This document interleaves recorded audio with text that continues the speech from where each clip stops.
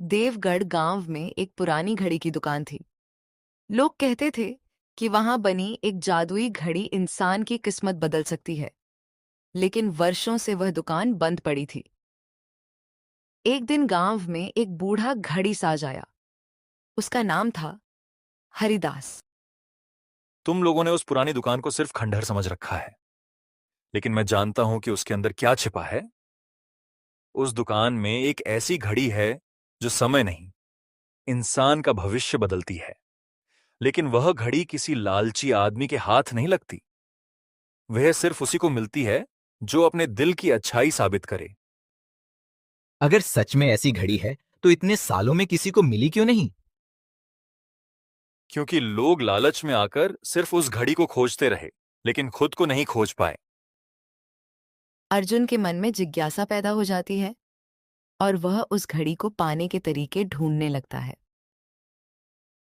उस रात अर्जुन अपनी दादी के पास बैठा था और उनसे उस जादुई घड़ी के बारे में पूछता है। दादी, क्या आपने कभी उस जादुई घड़ी के बारे में सुना है?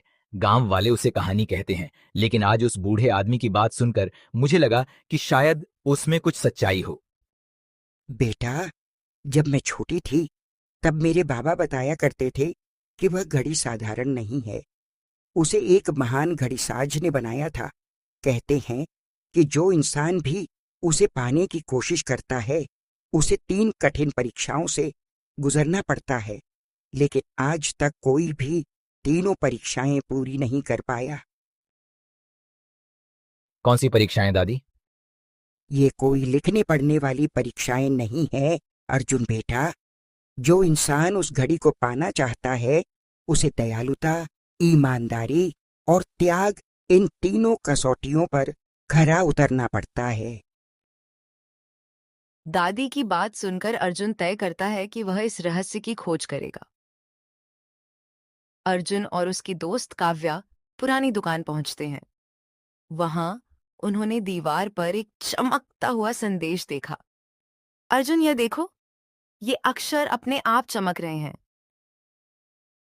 अरे हाँ, यहाँ लिखा है, जो किसी अनजान के आंसू पोंछेगा वही पहला दरवाजा खोलेगा। मुझे लगता है यही पहली परीक्षा है। दोनों उस संकेत को समझने की कोशिश करते हैं। उन्हें रास्ते में एक बूढ़ा अंधा आदमी मिलता है। उस बूढ़े आदमी का बेटा उसे छोड़कर चला गया होता है और वह भीख मांगकर अपना पेट भरता है। बेटा, मैं 3 दिनों से भूखा हूँ। कोई मुझे खाने को नहीं देता और न ही कोई मुझे घर तक छोड़ने को तैयार है। अर्जुन, चलो, हमें अपने पहले सवाल का जवाब ढूंढना है। अगर हम इसकी मदद करेंगे तो रहस्य खोजने में देर हो जाएगी। नहीं काव्या, इंसानियत ही हमारा धर्म होना चाहिए। अगर किसी इंसान की मदद करने से हमारा रास्ता रुकता है तो शायद हम गलत रास्ते पर हैं। दोनों पूरे दिन बूढ़े की सेवा करते हैं। उसी रात अचानक अर्जुन को एक चमकता हुआ ताबीज मिलता है। गांव के कई और लोगों की तरह गांव का अमीर व्यापारी विक्रम भी उस घड़ी के पीछे पड़ जाता है। मैंने पूरी जिंदगी दौलत कमाई है और कामयाबी हासिल की है। अगर ऐसी कोई घड़ी सच में है जो भविष्य बदल सकती है, तो वह सिर्फ मेरी होनी चाहिए। लेकिन विक्रम भैया, वह घड़ी ऐसे किसी को नहीं मिलती। उसे पाने के लिए 3 कठिन परीक्षाएं पार करनी होंगी। गरीब लोग हमेशा ऐसी बातें करते हैं क्योंकि उनके पास पैसा नहीं होता। विक्रम के आने के बाद अर्जुन के मन में एक सवाल बार बार उठ रहा था। हरिदास आखिर इस घड़ी के बारे में इतना सब कैसे जानता था? एक शाम अर्जुन और काव्या हरिदास की झोपड़ी में पहुंचे। बारिश हो रही थी। हरिदास अकेला बैठा पुरानी तस्वीर देख रहा था। बाबा, एक बात पूछूं? जब से आप गांव आए हैं, ऐसा लगता है जैसे इस घड़ी का हर रहस्य आपको पहले से पता है। क्या आपका इस घड़ी से कोई संबंध है? संबंध? बेटा, मैंने अपनी पूरी जिंदगी इसी घड़ी को खोजने में निकाल दी। आज मैं बूढ़ा हो गया हूं, लेकिन यह खोज अभी तक खत्म नहीं हुई। मतलब आप भी कभी इसे पाने निकले थे? हाँ, और मैं असफल हो गया था, ठीक उसी तरह जैसे मुझसे पहले हजारों लोग असफल हुए। लेकिन क्यों? आप तो अच्छे इंसान हैं। आज हूं, लेकिन हमेशा ऐसा नहीं था। एक समय था जब मैं भी विक्रम जैसा था। मुझे सिर्फ पैसा चाहिए था, सिर्फ ताकत चाहिए थी, और सिर्फ अपनी खुशी दिखाई देती थी। हरिदास बताता है कि उसने युवावस्था में अपने दोस्त को धोखा दिया था, घड़ी पाने के लिए झूठ बोला था, और उसी दिन वह परीक्षा में असफल हो गया था। उस दिन मुझे समझ आया, घड़ी इंसान की किस्मत नहीं बदलती, वह इंसान का चरित्र बदलती है। जिस दिन मैं यह समझा, उसी दिन मैंने उसे खोजना छोड़ दिया। फिर आप हमारी मदद क्यों कर रहे हैं? क्योंकि जहां मैं गिर गया था, वहां से तुम दोनों आगे बढ़ सकते हो। जंगल में आग लग जाती है, कई जानवर उसमें फंस जाते हैं। अगर हम यहाँ रुके रहे तो विक्रम हमसे पहले घड़ी तक पहुँच जाएगा। अगर हम किसी की जान बचाने की बजाय खजाना चुने तो हम उस खजाने के लायक नहीं हैं। वह घायल जानवरों को बचाने में लग जाता है और बच्चों की मदद करता है। उसकी इस अच्छाई के लिए उसे दूसरा ताबीज मिलता है। विक्रम के मन में एक चालाकी सूझती है। वह काव्या को उसकी बीमार मां के इलाज का लालच देता है।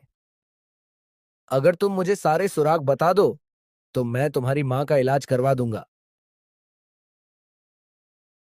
काव्या बहुत परेशान हो जाती है क्योंकि उसकी मां को इलाज की सख्त जरूरत थी। उधर अर्जुन को पता चलता है कि विक्रम काव्या से मिलने गया था। काव्या, मैंने तुम पर भरोसा किया था और तुमने उसे सब कुछ बता दिया। तुम मेरे बारे में ऐसा सोच भी कैसे सकते हो? मैं अपनी मां के लिए कुछ भी कर सकती हूँ, लेकिन तुम्हारा भरोसा कभी नहीं तोड़ सकती। वह बताती है कि उसने विक्रम को कुछ भी नहीं बताया।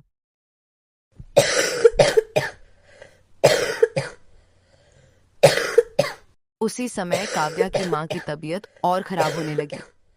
गांव में इलाज की सुविधा नहीं थी। हर दिन काव्या की चिंता बढ़ती जा रही थी।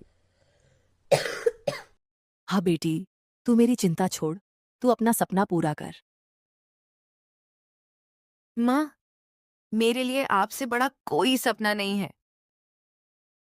नहीं बेटी, हर माँ चाहती है कि उसका बच्चा उससे आगे बढ़े। अगर मैं तेरे रास्ते की रुकावट बन जाऊं तो मुझे खुशी नहीं होगी। ऐसी बातें मत करो मां, मैं आपको कुछ नहीं होने दूंगी। काव्या पूरी रात अपनी मां के पास बैठी रहती है। वह उन्हें समय पर दवा देती है और उनका पूरा ध्यान रखती है। उसी रात विक्रम वहां पहुंचता है। मैंने तुम्हारी माँ की हालत देखी है। मैं तुम्हारा दुख समझता हूँ। इनका इलाज शहर के सबसे बड़े अस्पताल में हो सकता है, लेकिन उसका खर्च लाखों रुपए है। आप ये सब मुझे क्यों बता रहे हैं? क्योंकि मैं तुम्हारी मदद कर सकता हूँ। बस मुझे अर्जुन के सारे सुराग बता दो, और अगर मैं मना कर दूं? तो शायद तुम्हारी माँ को वह इलाज कभी नहीं मिल पाएगा। अर्जुन और काव्या अगले सुराग की तलाश करते करते एक गुप्त तहखाने में पहुंचते हैं। वहां सोने के सिक्कों से भरा एक विशाल कमरा होता है। इतना सारा सोना, इससे तो पूरे गांव की जिंदगी बदल सकती है। आओ बच्चों, तुम इस खजाने में से जितना चाहो सोना ले सकते हो। नहीं, जो हमारा नहीं है उसे लेने का हमें कोई अधिकार नहीं है। अर्जुन की बात सुनते ही सारा सोना अचानक गायब हो जाता है। उसी क्षण तीसरा ताबीज तेज रोशनी के साथ चमक उठता है। अर्जुन और काव्या तीनों ताबीजों को एक साथ मिलाते हैं। तीनों ताबीज मिलकर एक जादुई घड़ी का रूप ले लेते हैं। लेकिन अब भी आखिरी परीक्षा बाकी होती है। यह घड़ी सिर्फ एक इच्छा पूरी करेगी, लेकिन याद रखना, इसकी कीमत तुम्हारा सबसे बड़ा सपना होगा। अचानक पूरा कमरा तेज रोशनी से भर जाता है। अर्जुन और काव्या अचानक अलग अलग दुनियाओं में पहुंच जाते हैं। काव्या, तुम कहाँ हो? वह काव्या को बार बार आवाज देता है, लेकिन कोई जवाब नहीं मिलता। अचानक अर्जुन अपने ही भविष्य को देखता है।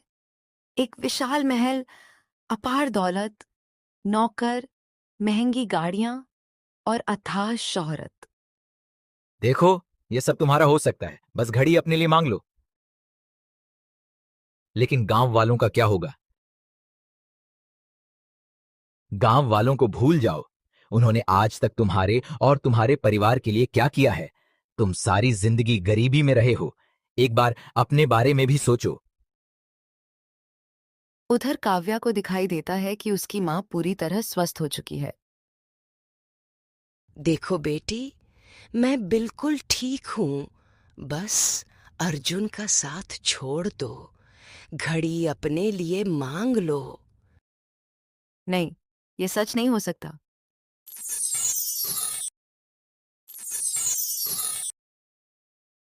ये क्या था? हम दोनों ने बिल्कुल वैसा ही देखा जैसा हम हमेशा से चाहते थे। यही समय का भ्रम है। यह तुम्हें वही दिखाता है जिसकी तुम्हारे दिल को सबसे अधिक इच्छा होती है। और तुम दोनों ने ही अपने सबसे बड़े सपने को ठुकराकर सच और दूसरों की भलाई का रास्ता चुना। अगर खुशी सिर्फ अपने लिए हो तो वह खुशी नहीं, स्वार्थ है। हाँ, और अगर मेरी माँ मुझे अच्छाई छोड़ने के लिए कहे तो वह मेरी माँ हो ही नहीं सकती। वाह मेरे बच्चों, तुम दोनों अंतिम परीक्षा भी पार कर चुके हो। अर्जुन अपने हाथों में पकड़ी उस जादुई घड़ी को गौर से देखता है। मैं अपने लिए कुछ नहीं मांगता। मैं चाहता हूं कि देवगढ़ का कोई भी बच्चा भूखा न सोए, कोई बुजुर्ग अकेला न रहे, कोई गरीब इलाज के बिना अपनी जान न गंवाए। अगर इस घड़ी में सचमुच शक्ति है तो वह पूरे गांव की किस्मत बदल दे। घड़ी तेज रोशनी से चमकने लगती है। पूरे गांव में बदलाव शुरू हो जाता है।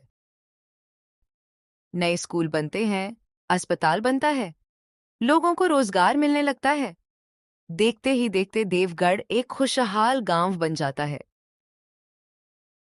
मैं घड़ी खोजने निकला था, लेकिन आज समझ आया कि असली जादू घड़ी में नहीं, इंसान के दिल में होता है। तो बच्चों, अगर आपको यह कहानी अच्छी लगी हो तो इस वीडियो को लाइक जरूर करें और हमारे चैनल को सब्सक्राइब करना बिल्कुल मत भूलें।